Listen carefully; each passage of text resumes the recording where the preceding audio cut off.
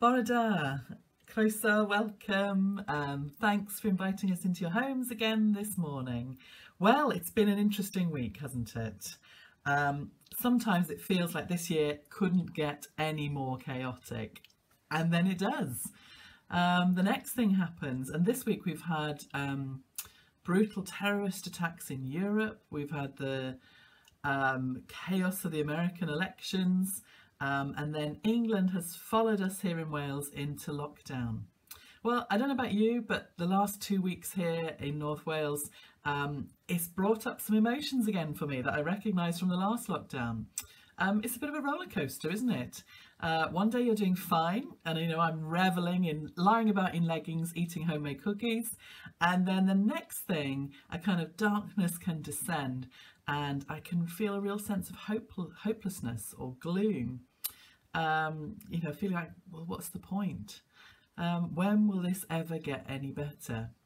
And then I feel guilty because I think about people who are effectively locked in their homes all the time, or they're in lockdown in refugee camps or in tiny cramped little spaces. And then I feel worse about the guilt, that I'm moaning and complaining about this. The trouble is that the cycle of feeling bad and then feeling guilty for feeling bad can spiral out of control.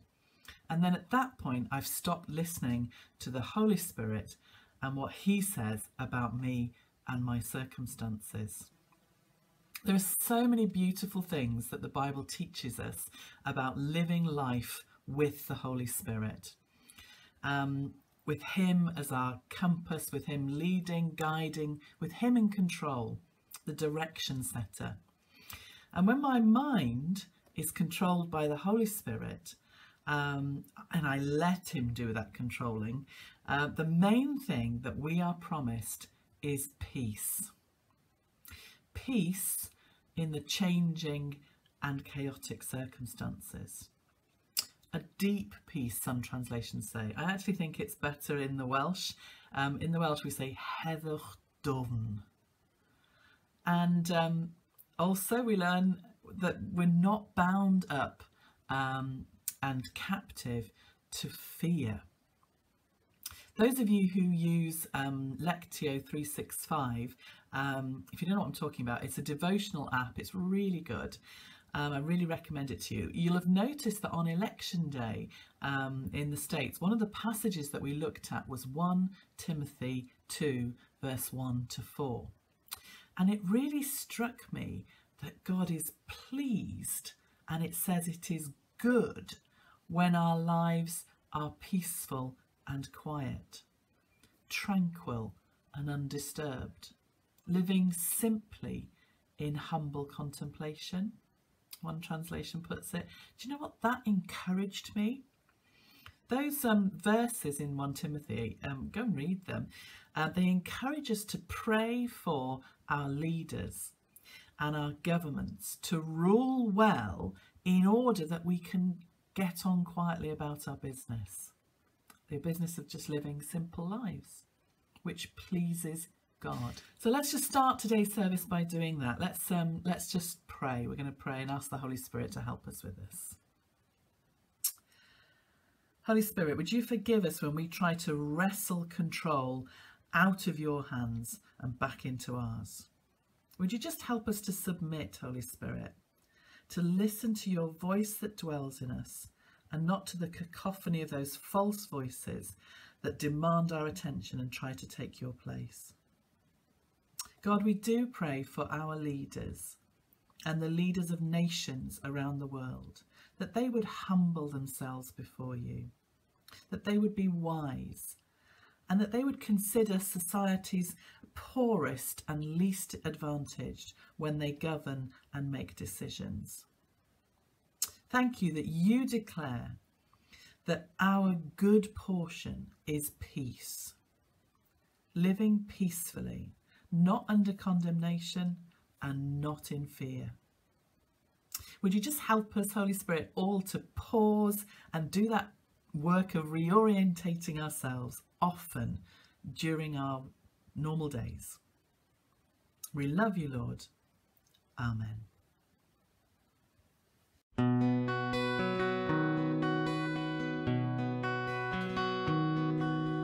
Praise to the Lord, the Almighty, the King of creation. O my soul, praise him, for he is thy health and salvation. All ye who hear, brothers and sisters, draw near. Praise him in glad adoration.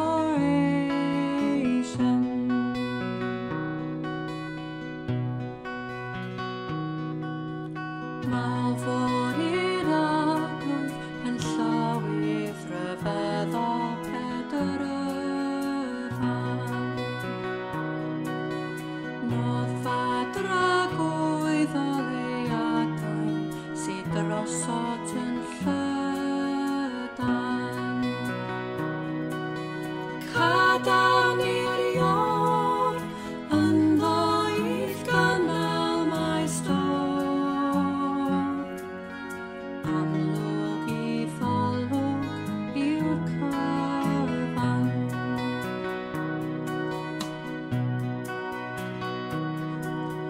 Praise to the Lord, who doth nourish thy life and history. Fitting thee well for the truths that are ever before thee. Then did I need, unite i'w gallid a speed. Spread the wings of grace of thee.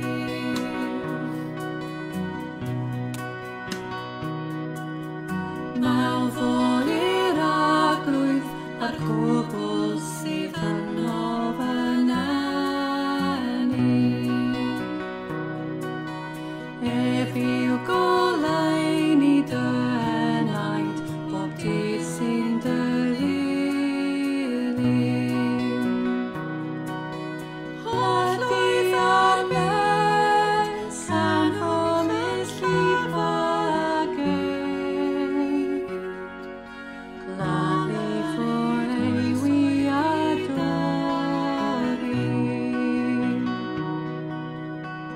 O llwyth ar beth, cenwch yn llafar ynghyd. Noler hyd oesoedd diderfyn.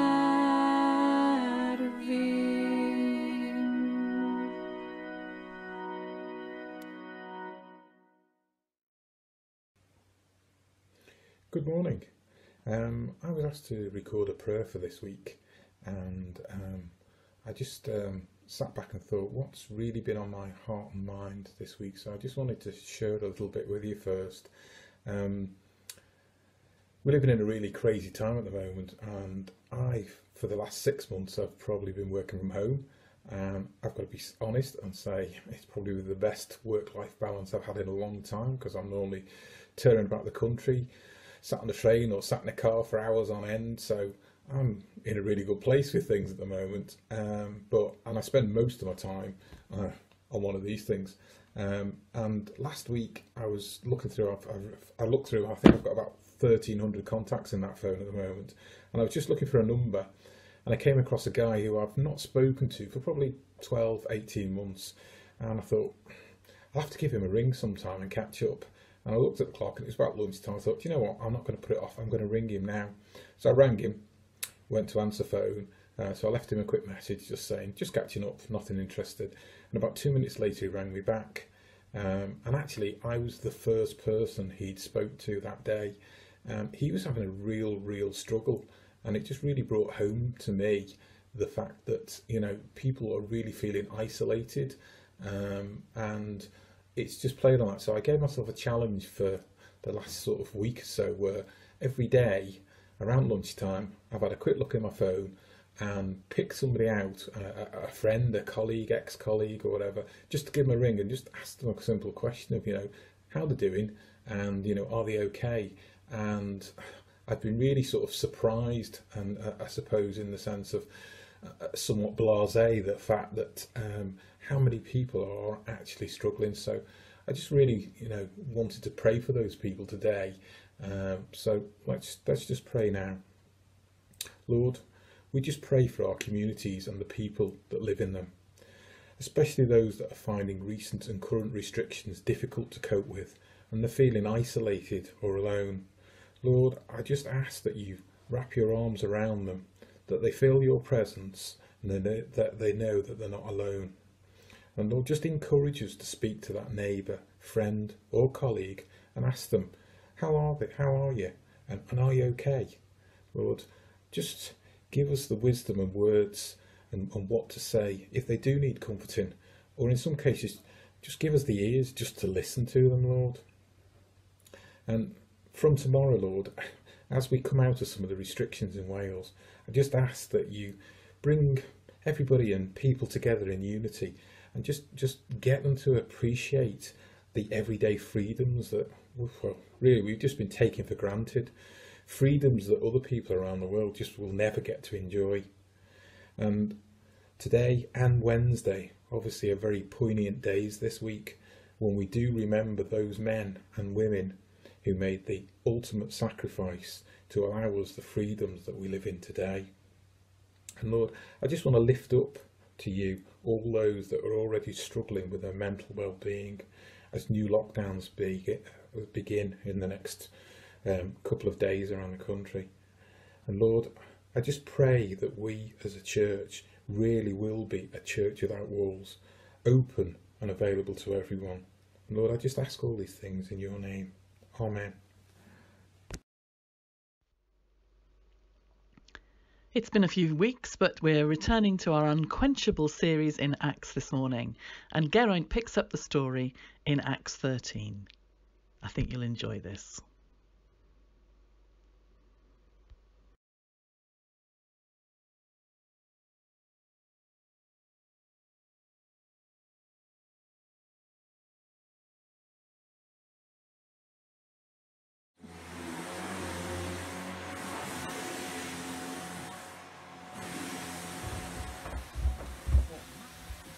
You are going to find this hard to believe. Matt's cleaning his room right now. Do that? What, Matt? Tidying his room? Pull the other one. You not hear that? What is it? It's a Hoover. Cleaning the room. It's not the Hoover. Matt doesn't know what a Hoover is. Oh, my leg. Of course he is. No, he isn't. Don't pull my leg.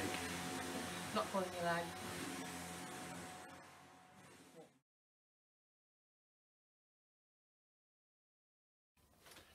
I wonder, has anybody ever come up to you and said, you might find this hard to believe, but ... you might find this hard to believe, but something amazing has just happened. Well, we're going to look at a situation today where Paul, the Apostle Paul in the Bible, says pretty much that same thing to a certain group of people, and we're going to look at how those people reacted. So we're in Acts chapter 13 this week, and we're looking at verses 13 to 52. So we join Paul and Barnabas as they arrive from the island of Cyprus in a place called Pisidian Antioch. Now, confusingly, there are two Antiochs here. One's in Syria and the other's in Pisidia, which is now modern-day Turkey. And John Mark, who is accompanying Paul and Barnabas, he's gone back to Jerusalem, something that's going to cause a bit of a fallout between Paul and Barnabas later on, but more about that in chapter 15. But back to the story today. Now, Paul and Barnabas, when they arrive in Pisidian Antioch, the first thing that they do is they go to the local synagogue on the Sabbath, which is a Saturday, and they tell people there about Jesus. Now, a first century synagogue service followed a certain order. They'd open with prayers, and then there'd be a reading from the law, and that's the first 5 books of the Old Testament, and then they'd have a reading from the prophets. Then someone would be invited to come and speak on subjects relating to those readings. So as a visiting preacher, a visiting teacher of the law and preacher, Paul would be invited now to get up and speak. That's what's happened here.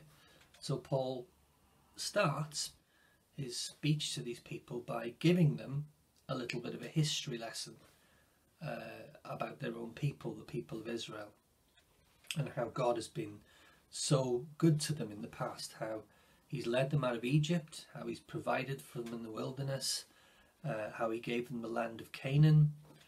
When they asked for a king, he gave them King Saul, and then he came and gave them King David, who God says is a man after my own heart. And Paul reminds them that God has promised to give them a saviour, the Messiah, and that he'd be a descendant of King David. And he says to them, fellow children of Abraham, so that's the Jewish people, he says, and you God-fearing Gentiles, so that's people who weren't actually Jews, but they believed in God. He says, it is to us that the message of salvation has been sent. The people of Jerusalem and their rulers did not recognize Jesus, yet in condemning him they fulfilled the words of the prophets that are read every Sabbath. So even though there are no grounds for a death sentence, they still had him executed on a cross. Then they put him in a tomb, but God raised him from the dead, and he was seen by his disciples and lots of people who knew him. Now Paul comes to the main part of his speech today. Okay, he says this: we tell you the good news. Okay, what God has promised our ancestors, he has fulfilled for us, their children, by raising up Jesus. And he goes on to quote from the Psalms, saying how David wrote, you will not let your Holy One see decay. Now David did die, and his body decayed, you know, as you'd expect. But Jesus didn't see decay, because he came back to life, and he's alive now. And because he's alive, Paul says this: through him everyone who believes is set free from every sin. A justification you were not able to obtain under the law of Moses. This is fantastic news. He's saying this is unbelievable news, but believe it because it's true. The Messiah has come.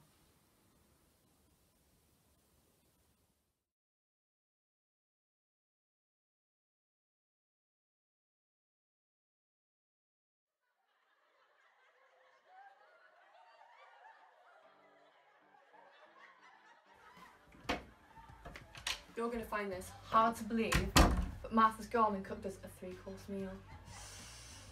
Can you not smell that? It smells great. What, Math? He's cooked. I didn't know he could cook. Well, he does now. And if you don't believe me, then I guess we're just going to have it without you. Suit yourself. Must be a takeaway or something. He's cheated, obviously. Math cooking.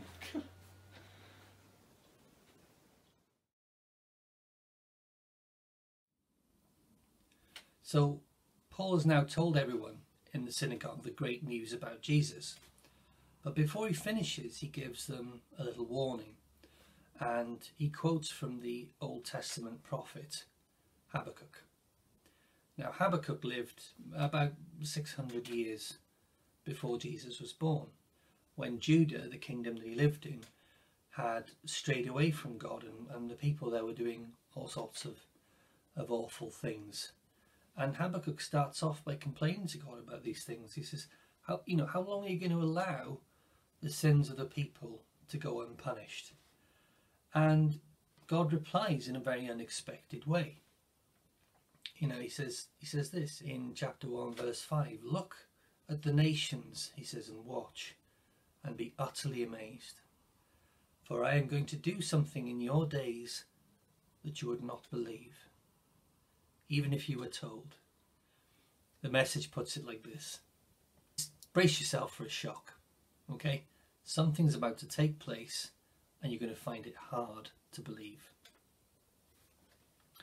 And God tells Habakkuk that he's going to raise up the people of Babylon and that he would use them to punish Judah for its wickedness. Something that the people of Judah at the time would find, might find really hard to believe. Well, how could God punish us by sending an empire to crush us, whose people are actually even worse than we are? And Habakkuk learns in the end that he just has to trust God, and that regardless of what's coming, God is still in control, and that he's working everything out according to his purposes. Right, jump forward again 600 years, back to Paul in the synagogue, and he's imploring the people listening there, you must believe us. Don't be like your ancestors when God said that he would do things in their time that they wouldn't believe, even if somebody told them.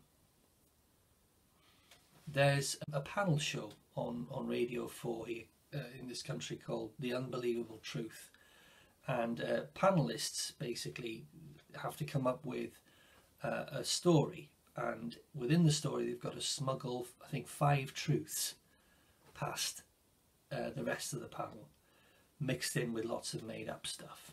Now, a lot of the made up stuff is quite obvious, but it's surprising the number of things that are in there that sound frankly unbelievable, but actually turn out to be true. And in a way, that's what's happening here. Paul's not trying to smuggle anything past them. Quite the contrary, he's openly sharing a truth with them that he knows that these people, or at least some of them, will find utterly unbelievable. That this man, Jesus, who was, strung up on a cross like a common criminal, is actually the Messiah they've been waiting for.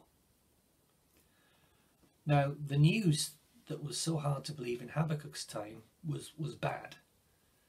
God was passing judgment on his people by sending them the Babylonians, wasn't he?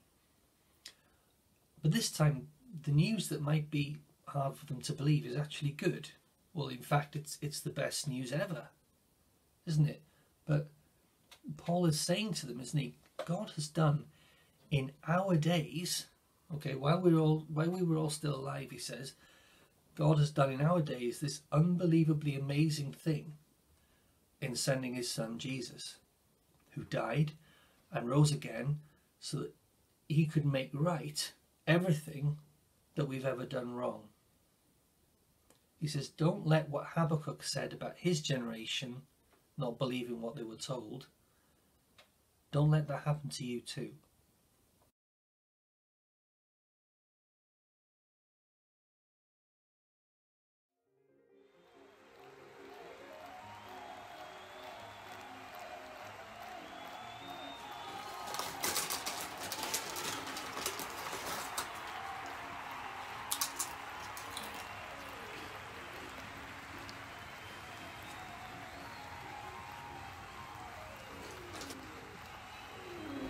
You're never going to believe this. Matt, he's gone and learned piano in a day, and he's been practicing so hard, and he's really good. Can you not hear him?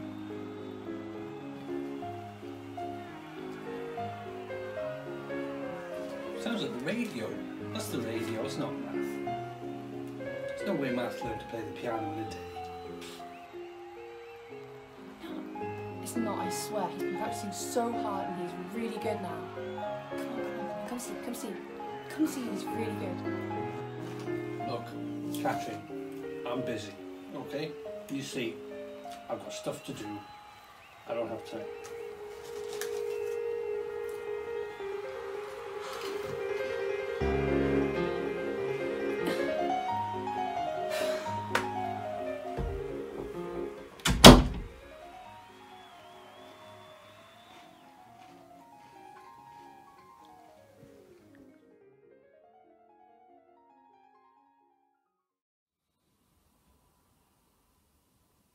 So how did the people there respond? Well, it says that many of the Jews and the God-fearing Gentiles there became Christians, and they begged Paul and Barnabas to come again next week, the following week, to come and tell them more. Now a full week goes by, and obviously in that time word has gotten around. And when Paul and Barnabas meet at the synagogue the following Sabbath, it says that almost the whole city gathered there to hear the word of the Lord. Now it's important to remember that most of the people in the city were not Jewish. Okay, so they've come to the synagogue to hear the word of the Lord. And you can imagine what was going on during that week in the run-up to the following service at the synagogue.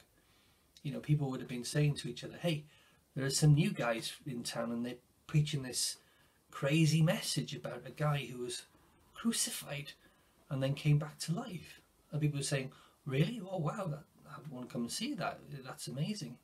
That's really exciting.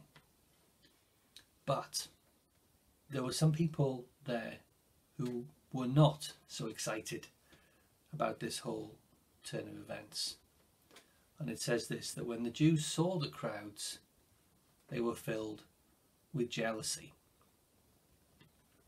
And it says that they began to contradict what Paul was saying and heaped abuse on him. So there are some people there within the synagogue community who are actively trying to undermine what Paul was preaching. You know, they couldn't accept this message that God's plan to save his people was now extended to everyone, Jew and non-Jew alike. And that, you know, if they had to accept that this Jesus was everyone's saviour, then they weren't going to accept him at all.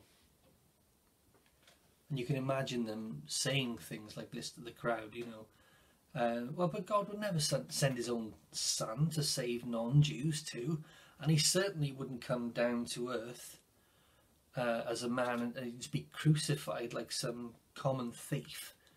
You know, the whole idea is just ridiculous. You know, this man, Paul, he's a liar. You can imagine them saying that sort of thing. And that's what's so tragic, is that what Paul had warned them against the week before, don't be like your ancestors who wouldn't believe when they were told, even when they were told. You know, that's exactly what they're doing. They're refusing to believe even when they've been told. And Paul and Barnabas, they respond to this rejection by quoting from the prophet Isaiah. And they say this, you know, we had to speak the word of God to you first. He says, but since you reject it and do not consider yourselves worthy of eternal life, strong words, we now turn to the Gentiles. For this is what the Lord has commanded us. Okay, and by us he means the Jewish people. Okay, I have made you a light for the Gentiles, that you may bring salvation to the ends of the earth. And when the Gentiles heard this, they were glad and honoured the word of the Lord.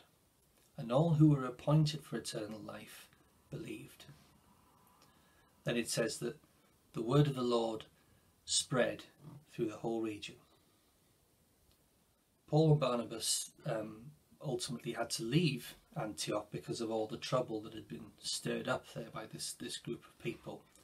But they went on to another city, it says, filled with joy and with the Holy Spirit. Why? Because despite all of the opposition, despite all of the hardships they'd endured, the word of the Lord had spread through the whole region. Through the Holy Spirit, they had openly proclaimed the good news about Jesus, and then God had just gone and done the rest.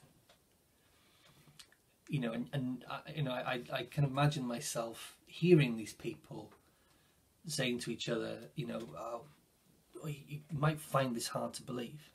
You know, you might find this hard to believe. But there was this Jesus who is the Son of God, and he did these amazing things and he died for our sins, then he rose from the dead and he's alive now. Oh, really? You know, you can imagine those kinds of conversations happening, can't you?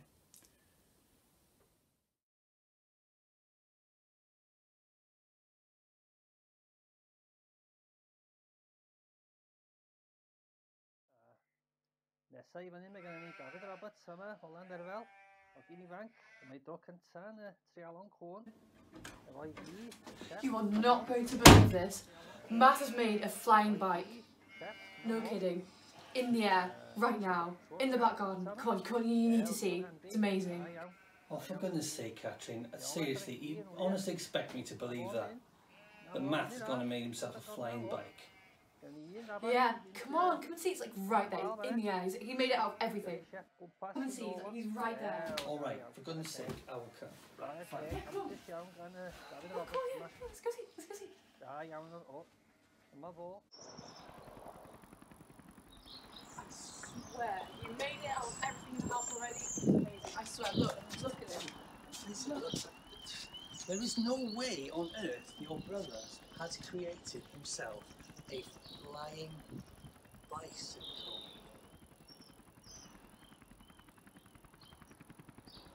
Told you so.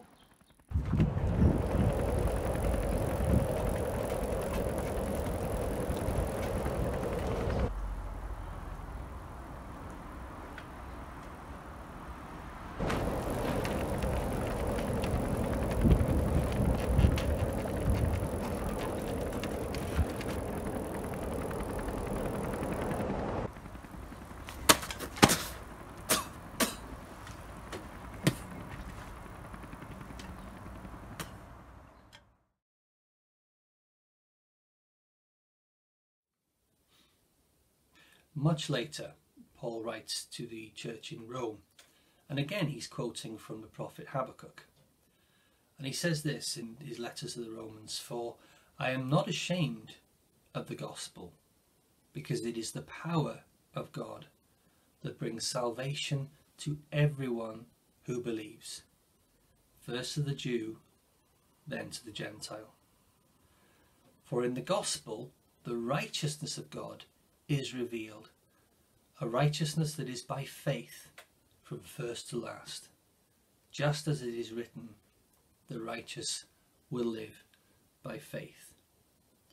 And what that last bit means, where he quotes from Habakkuk, is that we are made right with God because of our belief and our faith in Jesus and what he's done for us, not because of what we can do for ourselves. Now, you might be listening to all of this, and you might be someone who finds the message about Jesus a little hard to believe. And that might be for a number of reasons. But if there is anything you want to talk about, please, I'd encourage you to get in touch with the leadership at RCF through the contact details on the website, and we'd be more than happy to chat with you and pray with you as well, if that's what you'd like us to do. So I'll finish there. God bless you, and thank you for watching.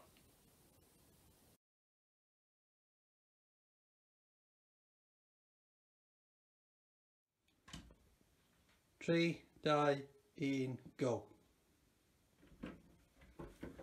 You might find this hard to believe, but Martha's gone and cooked us a 3-course meal. Can you not smell that? Does that not smell great to you?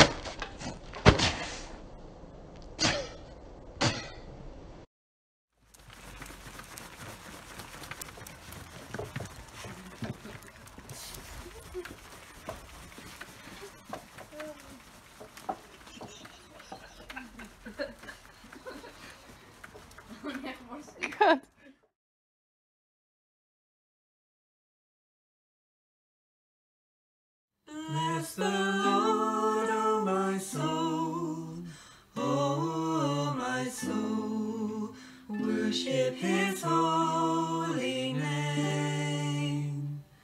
Sing like never before, O my soul, I'll worship your holy name.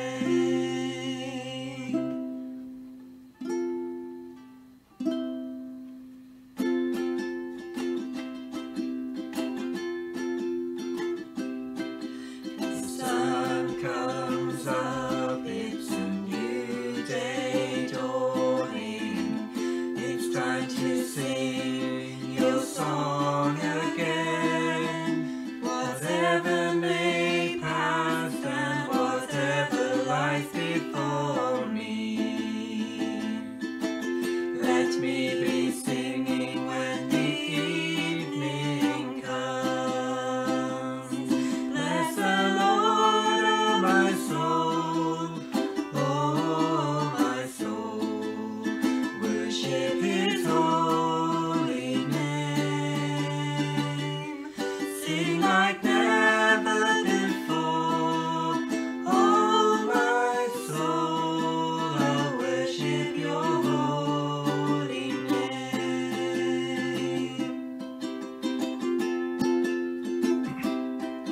You're rich in love and you're slow to anger. Your name is great and your heart is kind. For all your goodness I will keep on singing. 10,000 reasons for my heart to find. Bless the Lord, O my soul, O my soul, worship his holy name. Sing like never before, oh my soul, I'll worship your holy name. And on that day when my strength is failing, the end draws near and my time has come, still my soul will sing your praise unending. 10,000 years and then forevermore. Bless the Lord, O my soul, O my soul, worship his holy name. Sing like never before, oh my soul, I'll worship your holy name.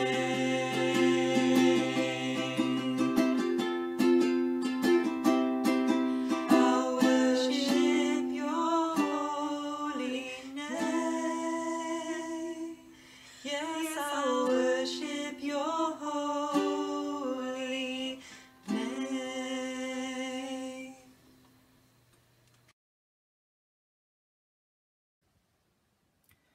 Today is Remembrance Sunday, and depending on your age or your connectedness to the armed services or your knowledge of your own family history, today may mean a lot to you or very little. But earlier I spoke of our opportunity to live peacefully through living life connected to the Holy Spirit. In his poem To Any Dead Officer, Siegfried Sassoon refers to the incredible sacrifice made during the First World War in order that we may live and work in peace with time for a friend. Isn't that lovely? The peace that was brought about by the end of the First World War was a peace built upon the sacrifice of millions. And Remembrance Day helps us to ensure that we don't forget that peace is often built upon sacrifice. Now, your idea of peace, or mine, might look different. But typically, you know, conceptions of peace might look like a comfy chair with a paned, or walking through some idyllic countryside scene, or sitting in a little boat resting on a tranquil sea, you know. But in contrast to that, peace and reconciliation, you know, between nations at war, or family who've fallen out, and ultimately between God and humanity, is built upon costly sacrifice. You know, at times, due to the level of violence and war in the world, it can seem overwhelming and hopeless. But despite this, the resurrection of Jesus encourages us that even in the darkness of death, there is hope. And as disciples of Jesus, we're supposed to be bringers of that hope. The old-fashioned word was harbingers, bringers of hope amidst the present pain and conflict. You know, the lengths to which God has gone to reconcile the world to himself shows us the importance that God places on making peace between those in conflict. And if we're to share in this ministry of reconciliation, we need to acknowledge that being peacemakers can sometimes be a costly affair. But I think we can all probably think of small steps that we can take in order to bring peace and reconciliation in our lives, in our communities, and in the wider world. Do you know what? One of the huge comforts is that Jesus experienced all of this himself, and that he's with us in times of conflict, and that ultimately that he cares. We're going to watch a short piece now of spoken word by Di Wooldridge on this theme.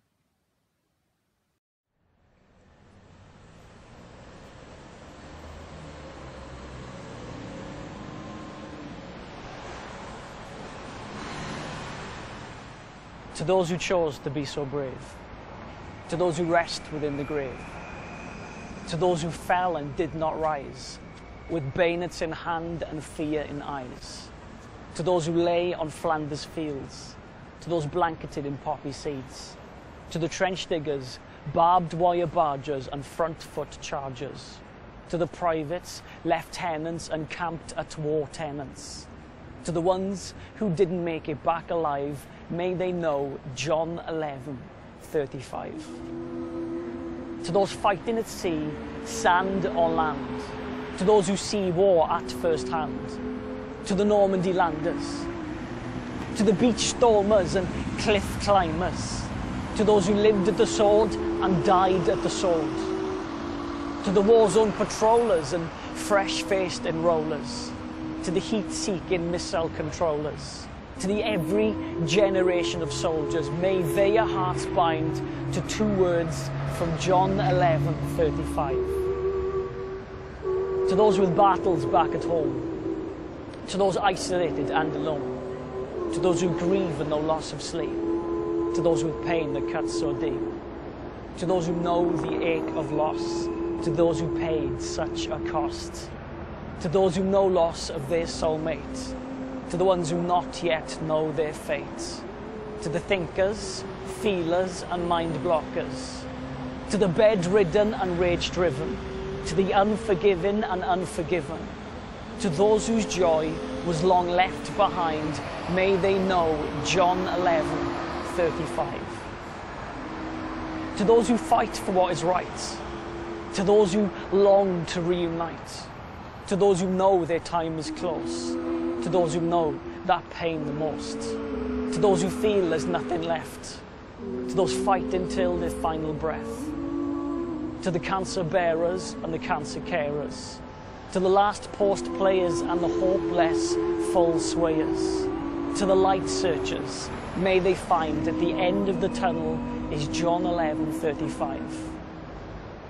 To those who breathe with lung-filled pain, or wonder why the world is still the same, to those who have given up on faith, to the ones who feel that nowhere's safe, to the ones who see through a suffering mist, to the ones that doubt that God exists, to the screamers, tearers and silent speakers, to the guilt-built and shame-keepers. May they know that He weeps with us. To those who replay trauma in their mind, may they know John 11:35. May we all know John 11:35.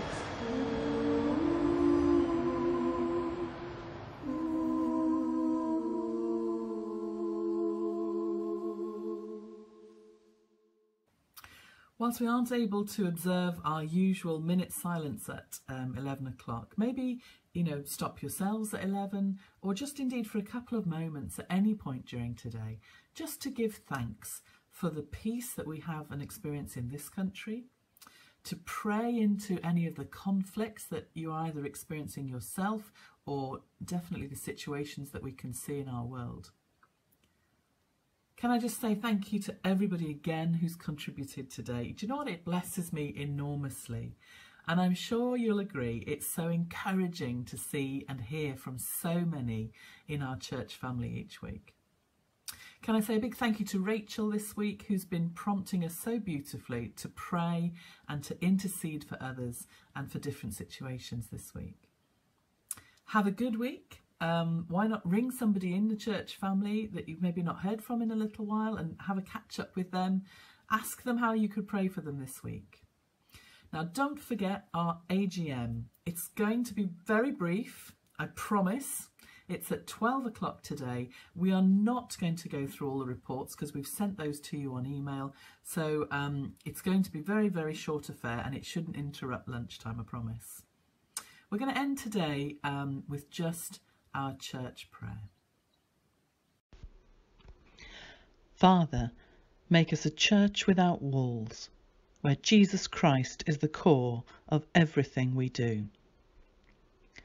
O Dad, gna ni'n eglwys heb waliau, efo Iesu Grist yn graed I bob peth rydyn ni'n neud.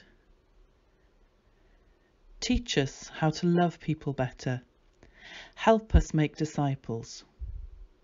Dysga ni sut I garu bobl yn well.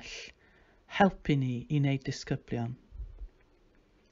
Holy Spirit, equip us for reviving faith in our own communities.